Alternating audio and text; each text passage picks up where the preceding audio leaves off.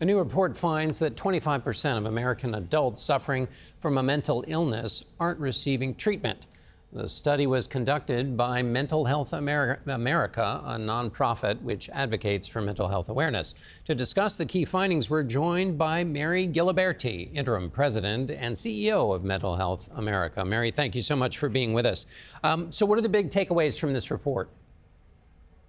Well, the big takeaway from the report, the clear message is we continue to experience a persistent mental health crisis in this country.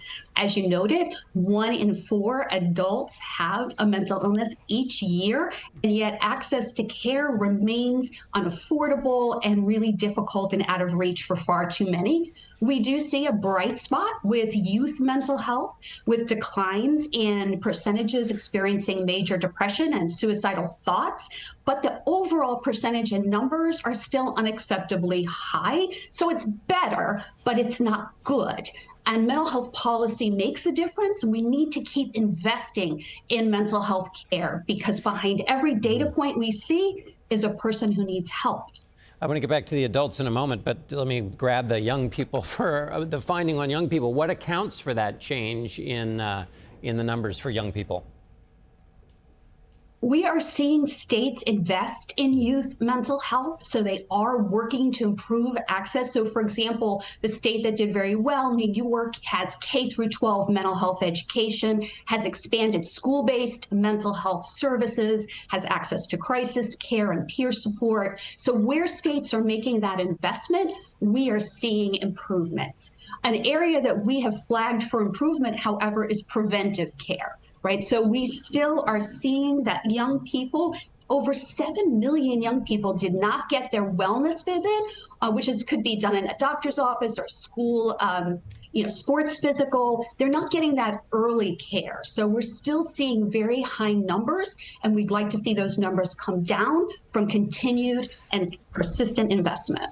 Did you also look then at the states with respect to adults, and were there variations in that, and what were they? Absolutely. And I think the two things that make a really big difference are coverage and care. So you have to have health insurance, right? You're not going to be able to get care if you don't have coverage. But coverage is the first step. It's not enough. As anybody who's tried to find an affordable therapist knows, you then have to have access. And that relies a lot on the behavioral health workforce, right? Do we have enough people to deliver the care? So states need to invest in workforce policies, increase reimbursement for providers, make sure they have telehealth policies so people can provide that care in states, and just take steps to improve access to care through the whole continuum from prevention to early intervention to treatment. And was there any number or finding in this study that jumped out to you, particularly other than the ones we've talked about? Yes, 77% of adults with a substance abuse disorder were not receiving treatment. That's a really high number. So we know we have further to go. We really need to step up our investments in mental health care. And again, across that continuum, we need to see better education, better treatment programs for substance abuse, and better recovery services. So states need to invest in substance use services so we can bring that number down. 77% of people with these conditions not getting treatment is just not acceptable.